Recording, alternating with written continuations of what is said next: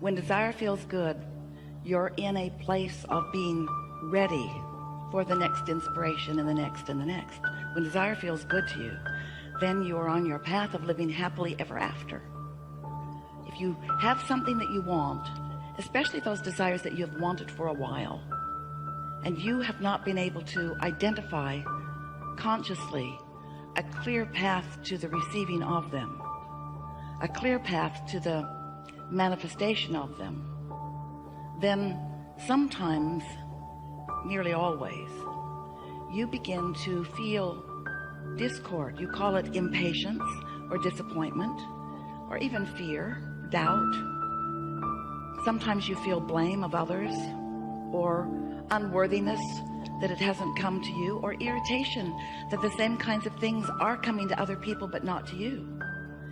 And so when your desire doesn't feel good to you, it's not on track, and that's why it doesn't feel good to you.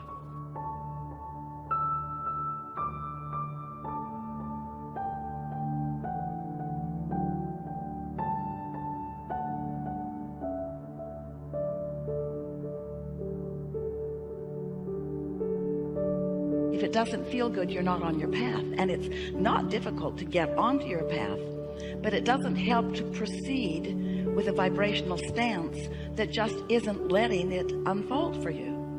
It would be like knowing that there's a treasure buried somewhere in your backyard, and it's a big backyard, and you know it's out there, but you have no treasure map.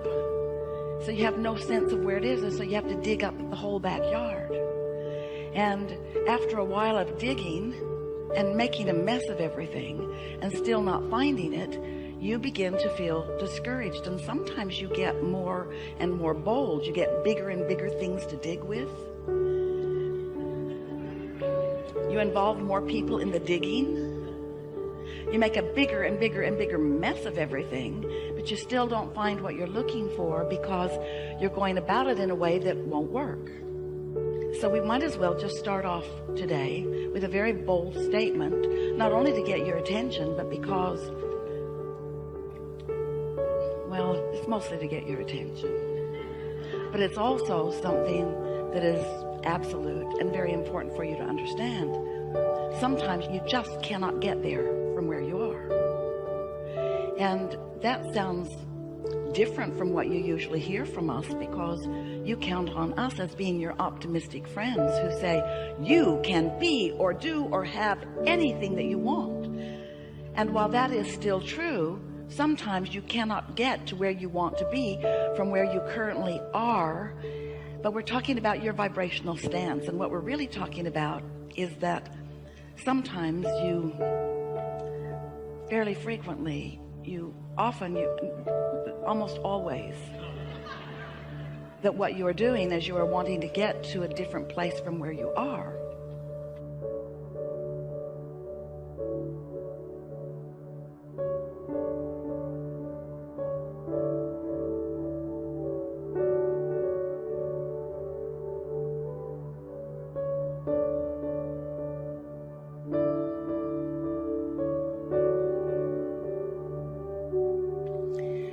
You are approaching it from your physical. It's so nice to be physical. Observational. It's so nice to have the ability to see and hear and smell and taste and touch.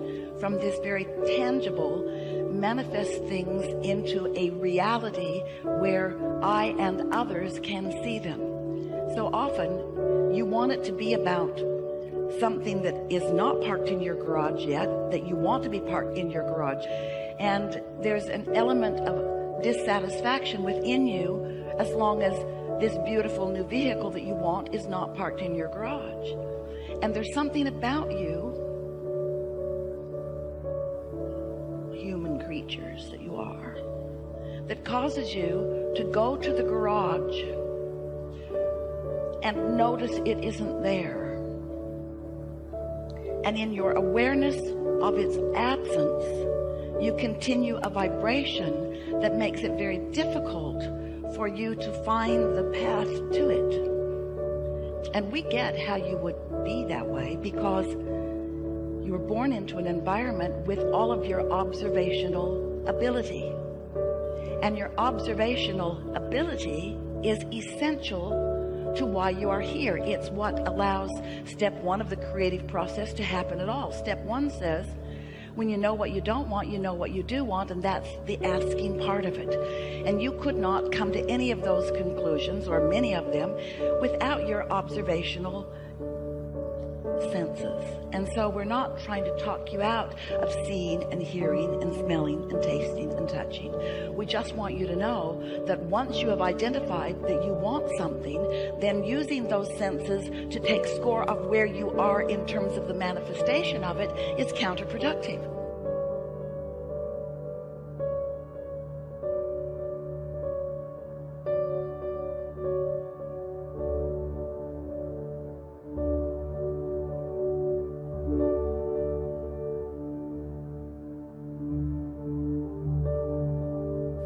So it's like step one is ask, step two is source delivers it vibrationally, and step three is you've got to tune into the vibration of it so that you can translate the vibration of it into the thing that you want, or into the experience you want, or into the having of whatever it is that you want.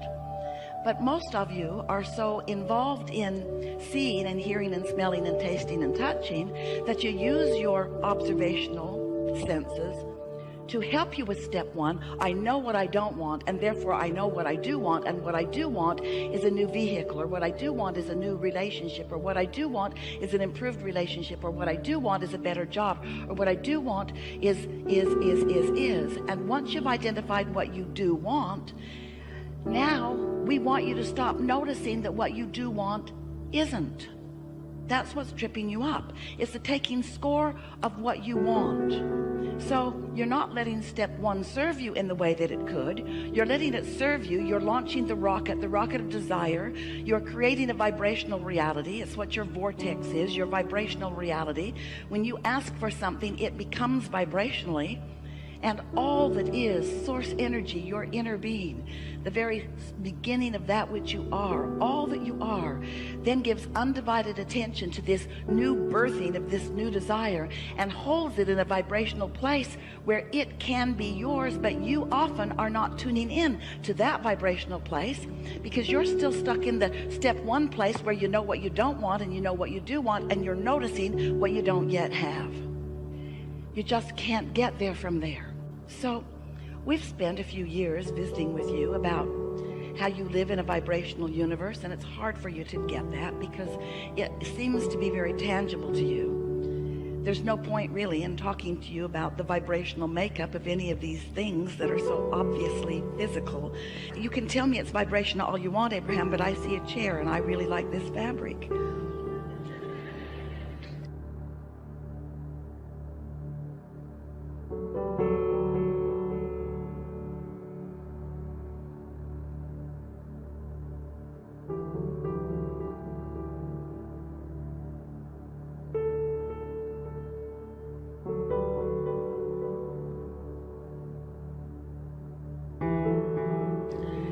So talk about the vibration of it if you must, but I'm a physical human here in a physical body, and I'm used to looking at chandeliers and lights and room dimensions and measurements and what everybody's wearing or not wearing and so forth.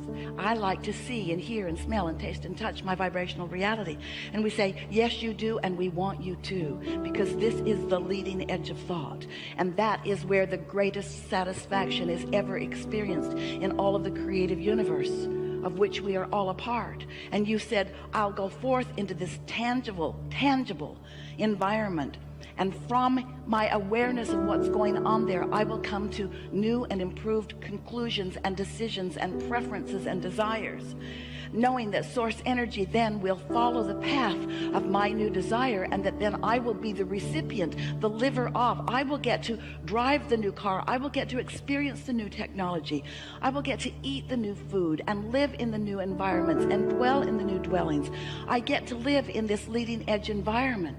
But you didn't come to just live in this leading edge environment. You came as a creator of this leading edge environment, and you will never be happy if you are only in an observational state. You will never be happy if you remain only in a reactionary state.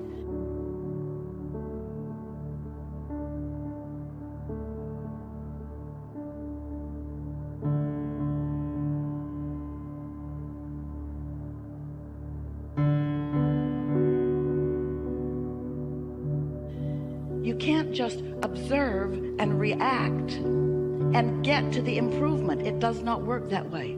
At some point early on in your understanding of this 3-step or 4-step or 5-step, we can put 100 steps on it. The first 3 are the ones that we really want you to focus upon. Step 1 is you ask, step 2 is source answers, and step 3 is you got to let the answer in. You've got to tune into the vibrational frequency of the vibrational request that you have made, of the vibrational now reality that now exists, before you can allow yourself to see it and hear it and smell it and taste it and touch it. So what we're really asking of you is something that is the most natural thing in the world to you, but you have practiced otherwise, so it doesn't feel natural.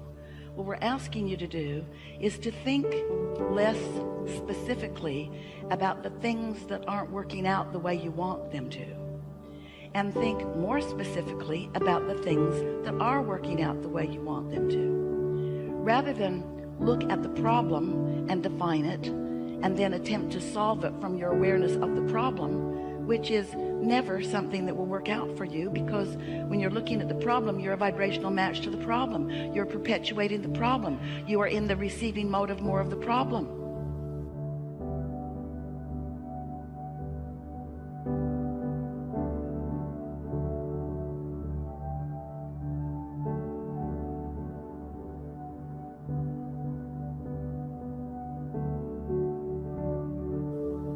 You have to find a way to identify the problem and then back off from your awareness of the problem and see it as a request for something different, and then find a way to be a match, a vibrational match, an emotional match to the new and improved that you are asking for.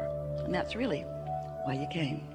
Not because things need to get done, and not because things are broken that need to be fixed, but because it's oh so fun to get to bring your awareness into an environment where you specifically and importantly choose what matters to you, and then you find the vibrational stance that lets the universe deliver it to you. When you get to witness that, what you're really witnessing is your personal attunement to your personal desires.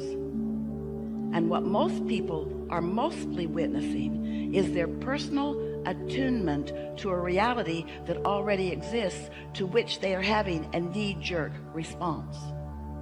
So you kind of have to decide, am I a creator or a regurgitator?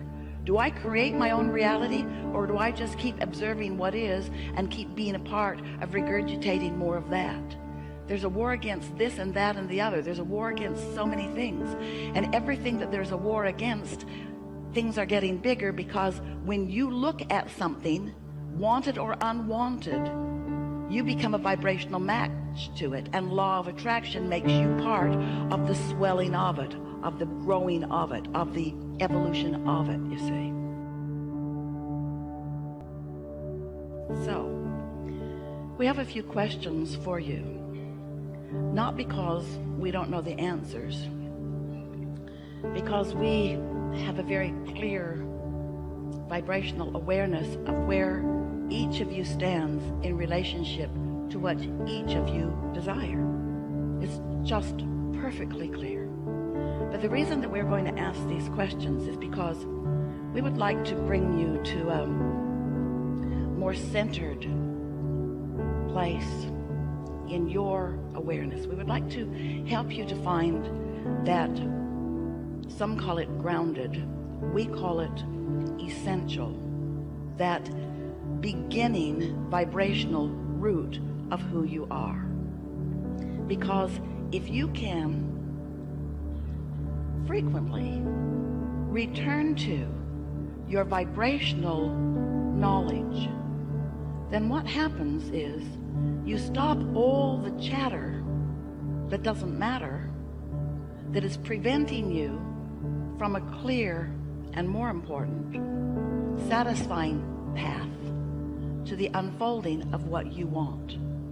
So, just some fun questions. Call out if you want, or just project with your thoughts. Either is fine, because it's all for you. Do you understand that you are more than this physical body?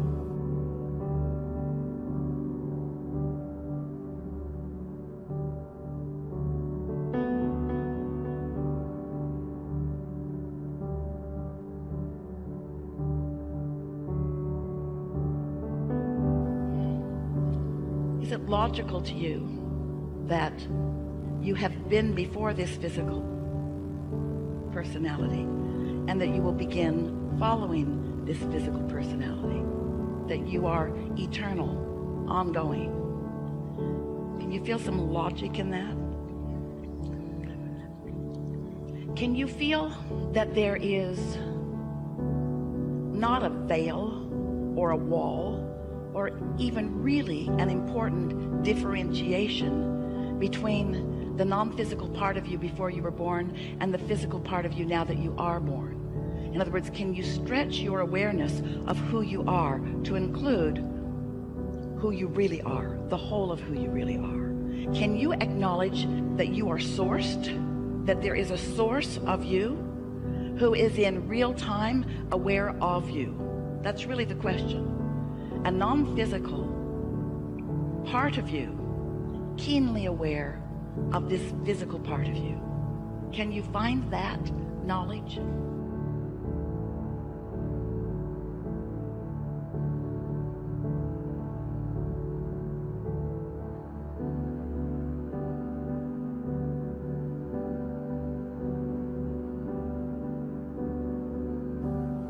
So that means, can you accept that while you are here in this physical body, a part of you, that another part of you remains non-physical, and that we are all weaving in and out and in and out and in and out in the ongoing expansion, evolution, and continual existence of that which we all are? In other words, for expansion, your part is so essential to the equation. And for stability, our part is so essential to the equation.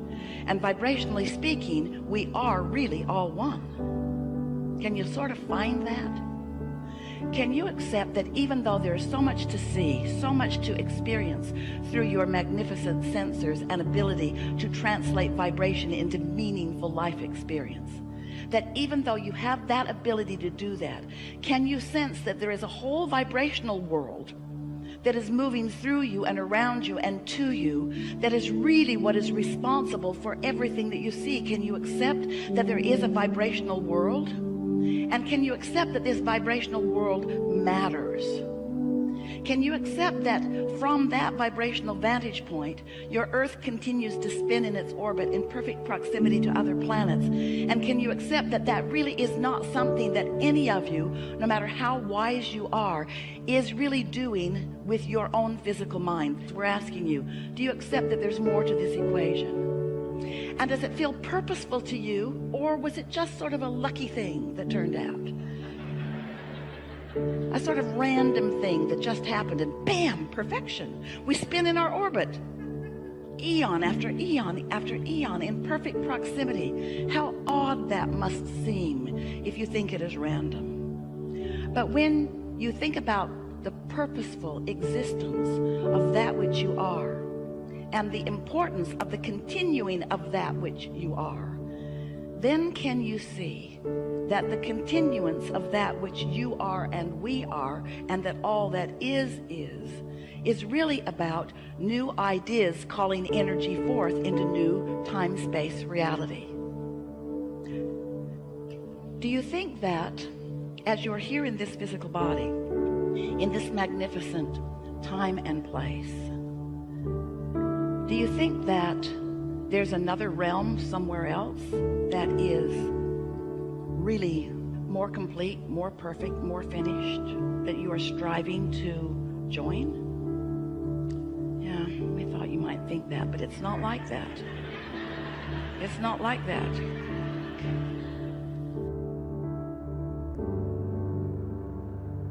Instead, what's happening is this expansion that we all are is forward looking with you. That's why you matter so much to the equation. You're out here on this leading edge, having first-time exposure to first-time surroundings and first-time exposure to first-time experiences, and you're coming to personal conclusions about what you prefer within it. And as you do that, you're launching these vibrational rockets of desire, which are the reason for the expansion of the universe. We say these things to you because you don't really know how important you are to the equation. And because you don't really know how important you are to the equation, often you squander your importance by being reactionary to what's already manifested instead of being wise in your energy flow in the creation of the new. Did you follow that just a little bit? When you see something and you know you don't like it, and that's all right, that's what step one is, but then you stay fixated on what's wrong with what you don't like. You hold yourself in a pattern of vibration that does not allow you to be the receiver of the improvement, because the vibration of the question or the problem is different than the vibration of the answer or the solution. So what we're really saying to you, in the lightest way we can say it, and we think you can follow it given the questions that we just asked and that you just answered, you're sort of, most of you, stuck in step one. Sifting and sorting and evaluating what is.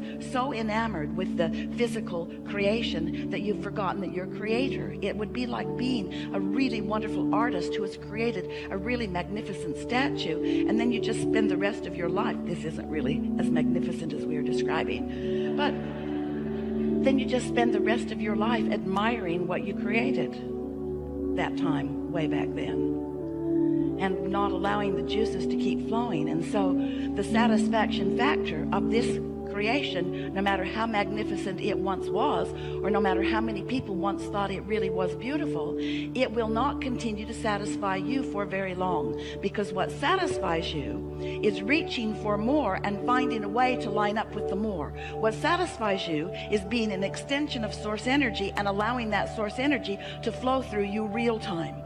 And so when you are reacting for more than a moment to something that's going on in your human environment, when you're reacting to it and holding your consciousness about this thing that you are not really enjoying or not wanting, then even though you've launched rockets of desire, and even though source is all over it, and even though streams of consciousness are flowing to it, and the energy that creates worlds is already flowing toward the creation of the new improvement, if you're holding yourself in awareness in reaction to the problem that you don't want, then you never become part of the solution, and you never feel satisfaction. You never feel a moment of satisfaction, because you know what satisfaction is? Satisfaction is just a word. Like so many words, satisfaction is a word descriptive of the way you feel. And satisfaction is the best word that Esther can find that means what we mean when we say the blending in any moment of the perspective of your human perspective and the perspective of your non-physical God force perspective.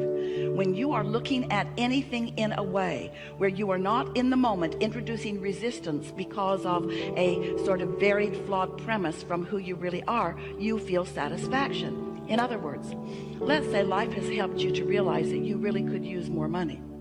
And in your awareness that you could really use more money, and that awareness might come up often, many times in a day, let's say. So every time that happens, you launch a rocket of desire, a request really for more abundance. And each time you do that, your abundance grows vibrationally in what we are referring to as your vibrational reality. It's like the beginning steps of the creative process.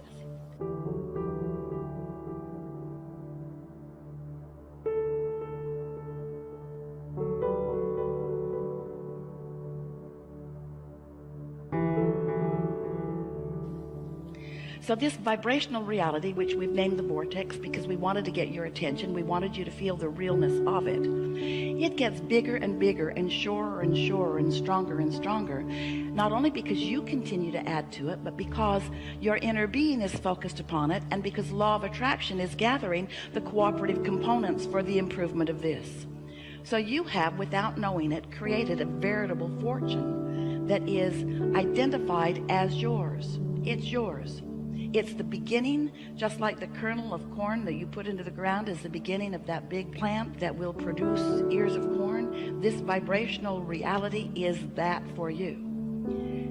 But if you are humanly natured, if you are enamored by seeing, hearing, smelling, tasting, touching, if you are not remembering that you are a vibrational creator, then you might be still standing over here in the discomfort of the money not being here yet. It hasn't manifested, and so you're holding your attention so much on what is and having knee-jerk reactions to that. So you're holding yourself vibrationally in a different place than where your abundance is, which means you cannot be doing that and be in step 3, which is the receiving mode, at the same time, any more than you can set your radio dial on one channel and hear what's being broadcast on another.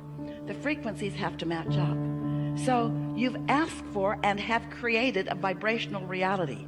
You have a vibrational abundance that is really beyond our ability to describe it to you. But if it isn't in your bank account yet, if it isn't flowing through your experience, it means that you are vibrationally in a different place. And it's easy to understand why, isn't it? Because when you're looking for something that you cannot see, when the bank does not acknowledge that the money is there. So you say to us, all right, Abraham, we'll play your silly game. We'll accept that there's something over there where Esther's arms are pointing. We'll even call it the vortex like you do. Just tell me, how do I get the money out of the vortex and into the bank? That's all I really want to know.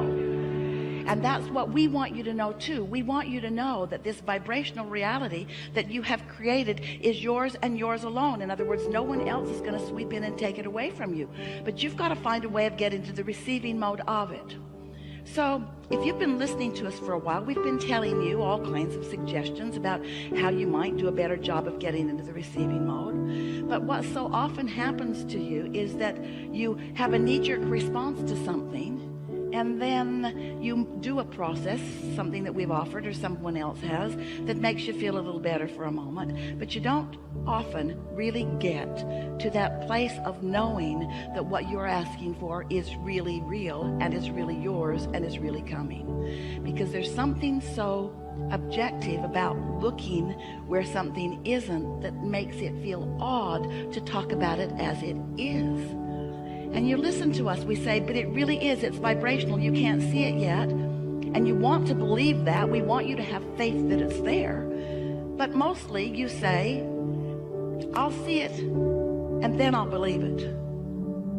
And that's easy, isn't it? Only problem with that is, you're seeing what others have believed, because they had to believe it before they could see it. And so if they believed it, then they saw it, and then there it is for you to see. And then you say, whoa, whoa, whoa, whoa, whoa.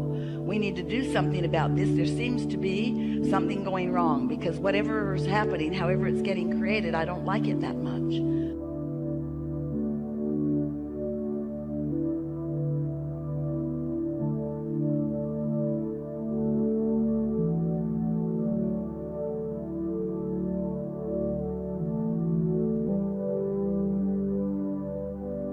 And we want you to understand that you get to modify it for yourself all day, every day. And that the energy that creates worlds is backing you up in support. So, you want more money. And let's say for right now, there isn't enough for you. You don't have access to it. It's not ready for you to spend. And when we say you can spend your vibrational currency, you say, Abraham, go talk to someone else. Vibrational currency is not what I really need right now. I need currency, not vibrational currency. I need currency. And we say, and therein lies your problem, because your need for the currency you don't have will keep you from resonating with the currency that you do have. And until you begin to resonate with the currency that you do have, it can't become bigger. In other words, these thoughts cannot turn to things. Have you been hearing us talking about turning thoughts to things? You got to wonder how things happen. Where does the economy come from? There are not pipelines from other planets piping in resources. You're turning thoughts to things. That's what the expansion of all of this is about. And so when you accept that you are turning thoughts to things, if you could just hear us, believe us, know what we mean when we say, oh, the vibrations that you have created, the basis of all of the tangible things and experiences that you desire, the basis is so expansive and so deep and lucrative and based in all that is good, that if you could just begin to get a whiff of it, and you could just hold yourself within range of that vibrational frequency, then those vibrations, which you can't see or hear or smell or taste or touch, you can't even make a thought out of them in the early stages. Those vibrations, if you hold yourself, these are the words, not in opposition of them. In other words, when you stop doing that thing you do that holds you in opposition of them, when you let your cork float, when you let your mind be still, when you stop beating the drum of what is, you let what you really want to be what is get a little bit of momentum going. That's how the deliberate creative process works. But what that requires is that you have to find a new starting place. We were watching Esther the other day. She was having an experience with someone that she really cares a lot about, who was having response to her. They were having a sort of responses with each other that was not pleasing either one of them. And no matter how hard Esther tried to find the right words, she could not find the right words, partly because she was not purely in the receptive mode, and absolutely because the person she was talking to was not in the receiving mode. And so Esther found herself in one of those, you fell into, feudal situations where it doesn't matter what you say or what you do, it's just going to be what it is. You're just not going to have any movement on this at all. And so then, once the conversation ended, now Esther is still trying to think about it, but still getting no movement about it. No movement. In a sort of rut. You ever find yourself in a rut? So something's gone wrong. You don't want it to be wrong. You try to pivot. Abraham said, pivot. Pivot. When you know what you don't want, think about what you do want. But there's something so tangled in your vibration right now about what you don't want that even when you try to think about what you do want, it's in defiance of what you don't want. In other words, it's all tangled in there together. You just can't get there from there. So Esther got out, Ask and It Is Given. Her favorite book. 22 processes in the back of it. 22 processes of what to do when different things happen. So she did a little of this and a little of that and a little of that, a little of this, a little of this, and she got feeling a little better. But not good enough that that thought left her mind altogether. So all day long, she stayed in a sort of rut that she had created. This is what I've got, but this is what I want, and this is what I've got, but this is what I want, and this is what I don't want, and this is what I do want, and this is what I don't want, and this is what I do want, and this is where I am, and this is not where I want to be, and this is where I want to be, but this isn't where I am, and this is where I am, and I don't want to be here. I want to be over there, but I'm not over there. I'm over here, not over there. I'm over here, not over there. I'm over here, not over there. It was exhausting.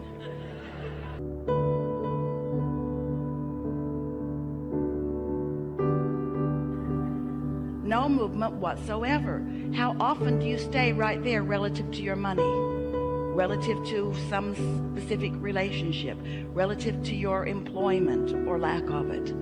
It's so easy to think you're doing the work, to mean to be doing the work, to want to do the work, to want to feel better, and then worse, and then better, and then worse, and then better, and then worse.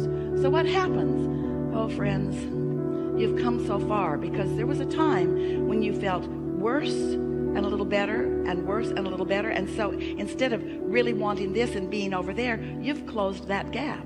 In many cases you do feel so much better, but you are powerful creators, and just feeling sort of kind of better every now and again isn't the answer to the deliberate creation that you are about.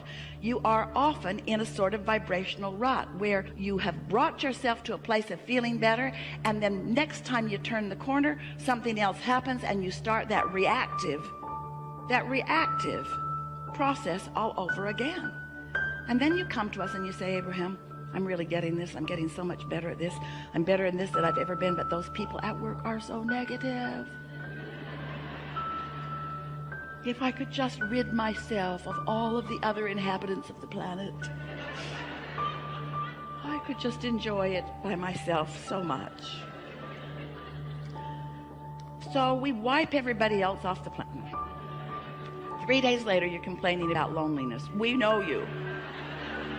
We know you. Where am I going to eat? All of the people are gone. So, we've enjoyed this interaction immensely.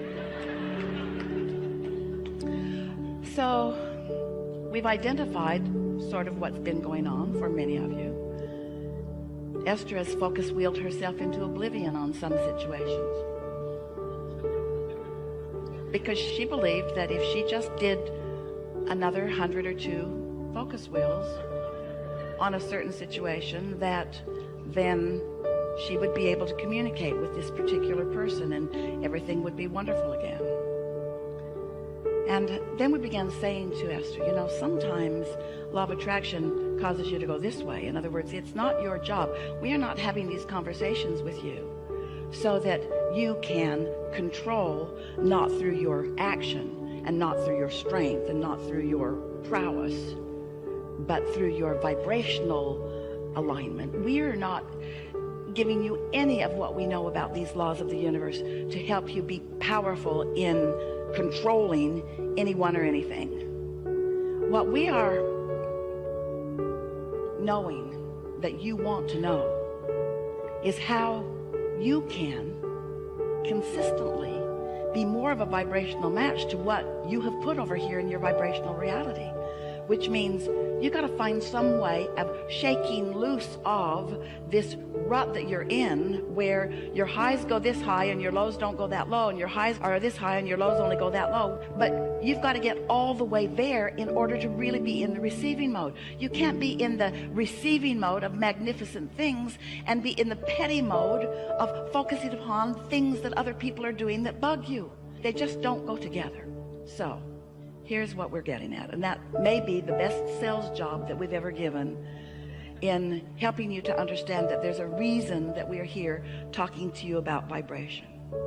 So this is the conversation about thoughts turning to things.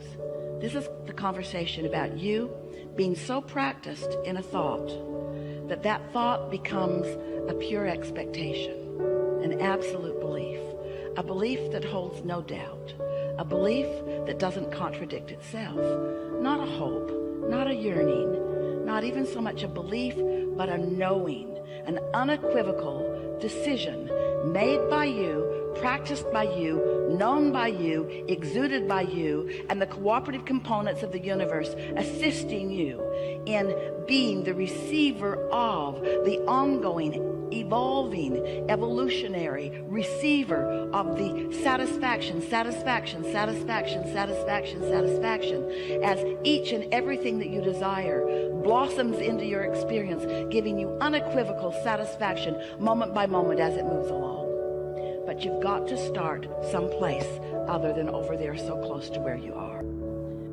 So when you sit with the intention of what many call meditating, we'd like to offer a different label to it because there's resistance even in the idea of that. But if you can decide that you want to quiet your conscious mind enough so that the non-physical mind that is purely focused upon all that you've become and the wholeness of who you are, if you can find a way of tuning into the vibrational frequency of that, those vibrations, once you learn to sit there for a little bit within them, will begin to turn to thoughts. And when those thoughts come, you will feel and understand, while we don't want you to focus very much upon them, the pleasure and the satisfaction of that thought. And as you sit there, not distracted by current, what you want to call reality, but experiencing the whole of your now vibrational reality, what's in your vortex will be able to make its way into your manifested world through the pathway that is your non-contradicted mind. Does that sort of make sense to you?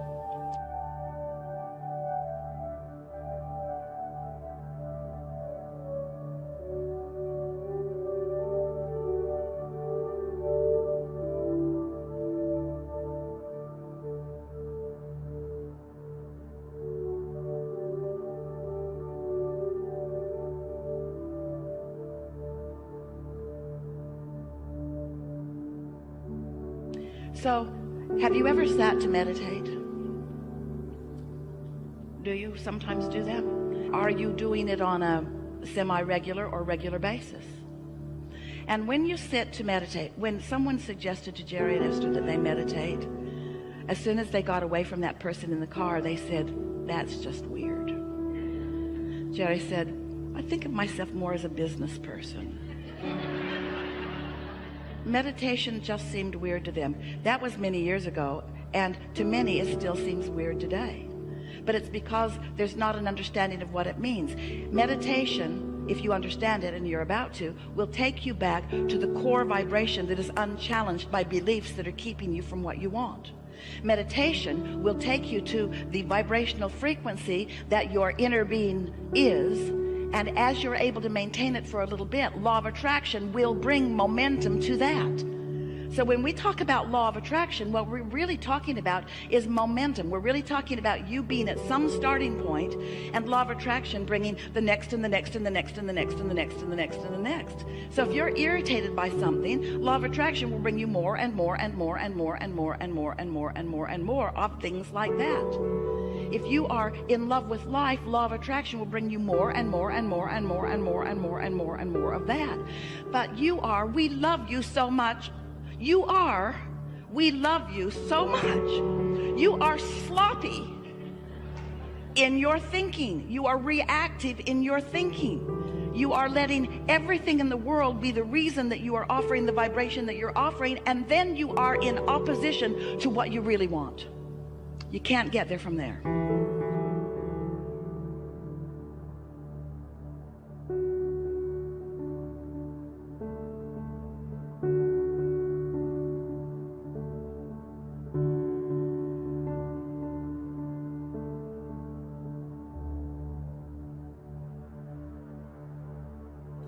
So, when you sit to quiet your mind, at first it's very difficult because your mind has been trained to be responsive to your environment. But when you quiet your mind, and what that requires is focusing upon something quieter. Esther sat to meditate yesterday, and she had a load of clothes in the washing machine. And a door closed, but she could still hear the clanging and the banging of the zipper on the jeans.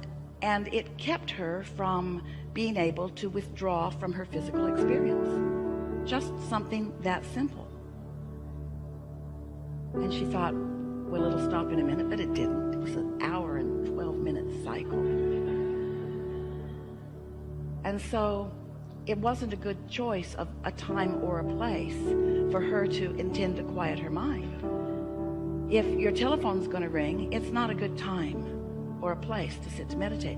You want to find a time when you are not likely to be interrupted, in a space where you can really control the environment a bit. It's good if you can shut out the things that you're mostly physically attracted to. So as you sit in this comfortable position, it doesn't matter what it is as long as it's comfortable.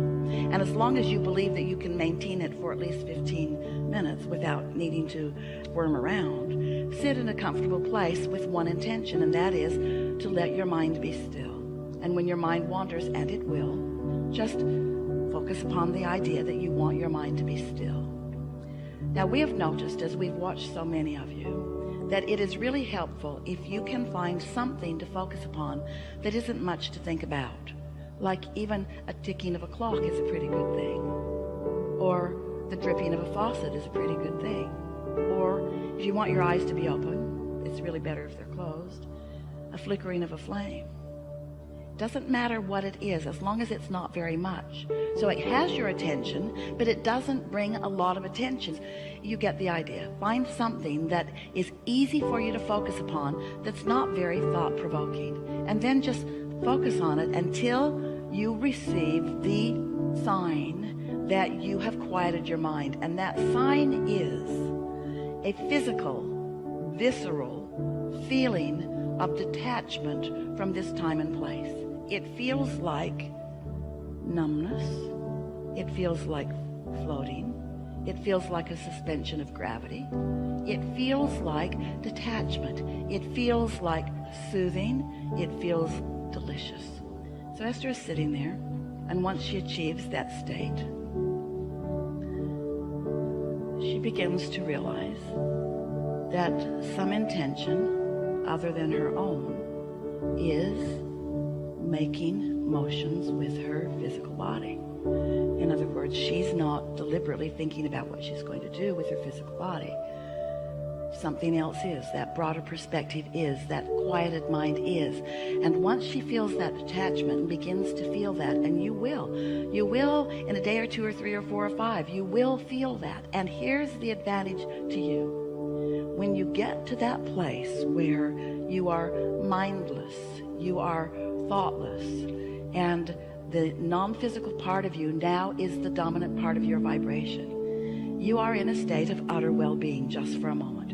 And you're not doing anything with your physical noticing, with your physical senses, that's distracting from that base of well-being. Now you see, the thing that's so wonderful about allowing, it might take you 15 minutes to get there, and you might only be there a minute or two before your meditation time is up. But that's enough. It doesn't matter how long it takes you to get there. It's just important that you get there, because when you get there, you've pushed the reset button. You've given yourself an opportunity to have detachment from the vibrations that are hindering you. And that rut that Esther found in her knowing what she didn't want and trying to find what she did want is now a little softer. It's less likely that she's going to stay in that rut once finding that. You see what we're getting at?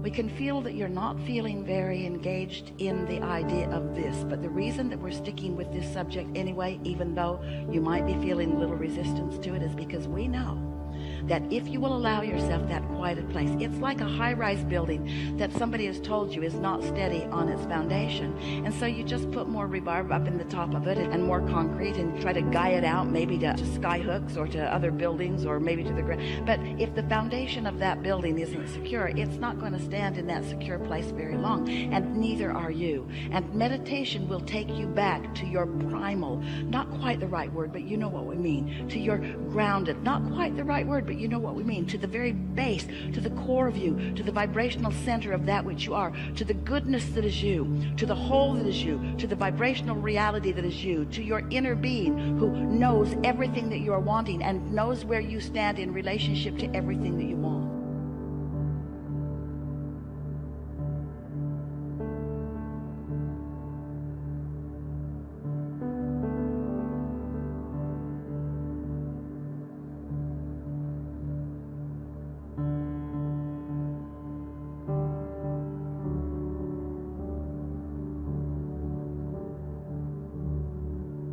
So now you find that vibrational place, that sort of detached place. And once you are pretty good at getting there, have you ever gotten there? You know what we're talking about? Once you are pretty good at getting there, what you will notice, if you will allow yourself to stay in that vibrational place for a little bit, is that the vibration will begin to turn to thoughts. Thoughts will begin to occur to you. And you will know the perfection of those thoughts because of the way they feel as they come across your mind. Now, when the thought comes, don't try to think about it. You're in the receiving mode. Receive the thoughts. Receive the thoughts. Let your vibrational reality and your inner being be the deliverer of the thoughts. You are the receiver of the thoughts. And as you allow yourself to be the receiver of the thought, and you don't contradict the thought by, oh, I wonder if that was my thought, or if that was my inner being's thought, or I wonder if I really thought that, or who thought that, or was that a good thought, or was that a bad thought? I don't even know if I'm thinking good thoughts or bad thoughts. I'm not sure. Just let it be. And as you just let it be, law of attraction and momentum will cause that thought to become more and more and more until an idea will explode in your mind that will make you say, this meditation's over. I got places to go, things to do, people to see. In other words, you'll find yourself very soon feeling enlivened for the day. And it doesn't take more than about a week of that, and we're only talking about 15 or 20 minutes, before, as you begin your day like that, then everything in your day, these ruts that you've been in relative to different relationships or different situations, will begin to soften out. They will begin to dissipate. The problems will dissipate. And if you don't get too carried away in taking score of what's dissipating, and instead you just enjoy, you just find the satisfaction factor in finding your clarity and your strength. Oh.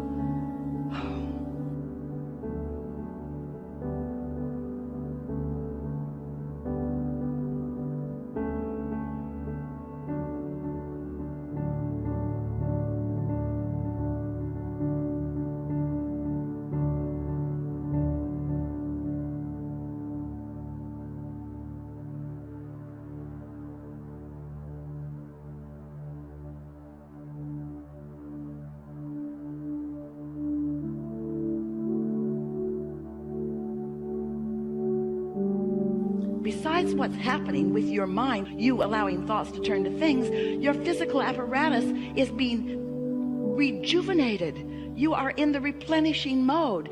Everything about your experience is being enhanced and improved because you are allowing yourself a respite from the contradictory thoughts that you didn't even know you had, that are in the form of beliefs that you've picked up along your physical trail in defense of the world that you are defending yourself against. You must be defenseless to be in the receiving mode. And that feels so weird, because that sounds like, oh, but what if there are bad things trying to get me? And we say, the thing is, no bad things are even after you unless you're thinking about them. So when you defend yourself against them, you're putting more thoughts that you need to defend against. You sort of kind of get what we mean by that?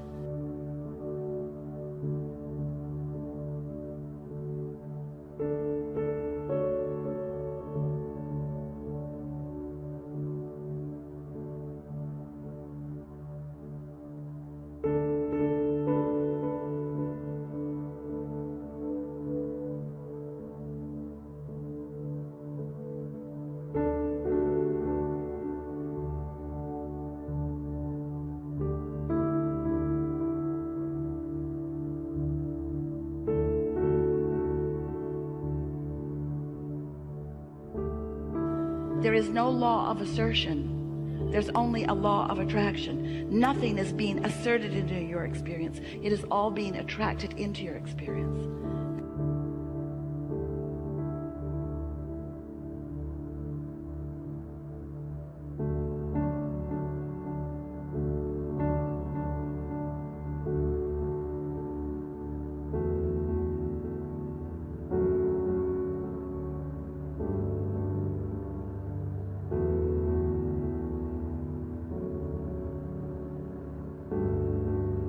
So, it's such a good time to return for a little while every day to the true nature of your being, where you allow the full force of goodness and wisdom and clarity to demonstrate in your day-to-day experiences.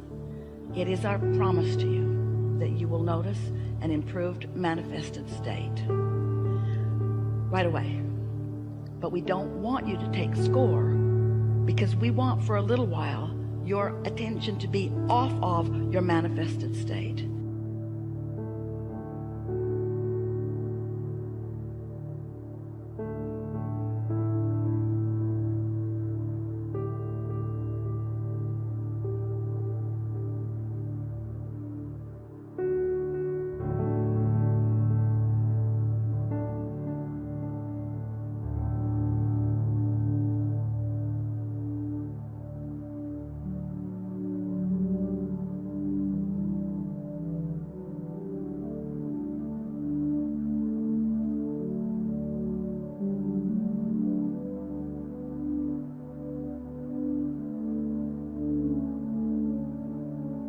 Want your attention for a little while to be upon your vibrational basis, because Vibrations turn to thoughts, and thoughts turn to things.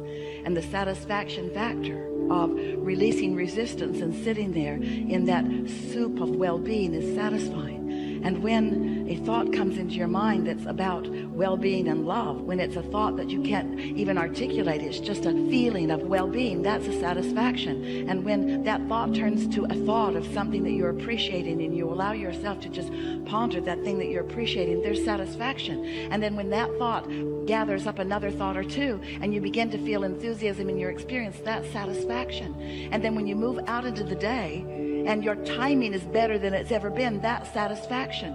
When you find timing everywhere you go, that's satisfaction. And you're the only one that will be witnessing it, because you're the only one that really knows what you've been asking for. But as it is demonstrated to you, not because you finally deserve it, but because you finally allow what you do deserve. So we know that was long. We also know it is the most important thing that you've ever heard, because, friends, you're trying, we know you are, you're trying to break through, but you're not starting with enough momentum. Start back here and you'll gain the momentum that equals the energy that creates worlds. And one who is connected to that kind of stream is more powerful than millions who are not.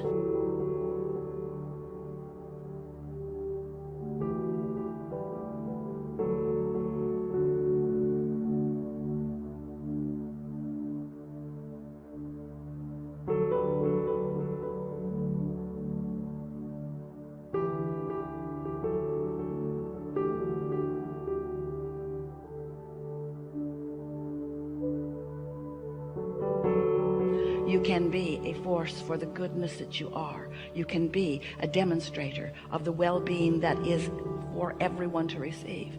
But you've got to allow yourself enough momentum that you're not distracted by the next thing that comes along, or the next thing that someone says.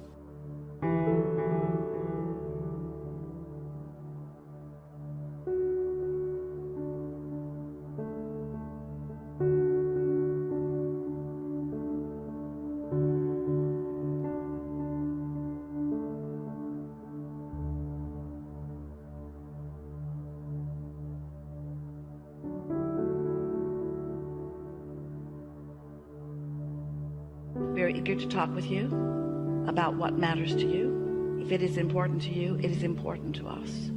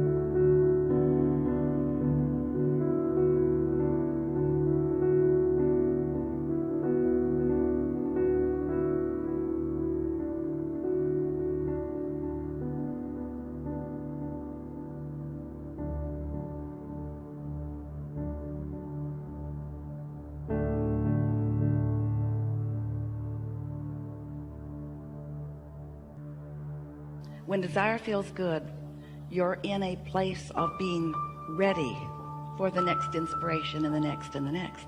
When desire feels good to you, then you are on your path of living happily ever after. If you have something that you want, especially those desires that you have wanted for a while,